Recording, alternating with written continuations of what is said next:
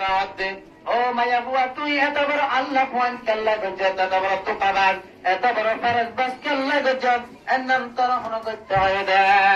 N হয় মাতার মায়া বুয়া জবাব দিতে ও ইমাম আযম আই গজ্জি দরাই অনর কিছু শত্রু দুশ্মন কলা যায় তারা আরে কিংগজ্জিদকে ছুটিয়া দিয়ে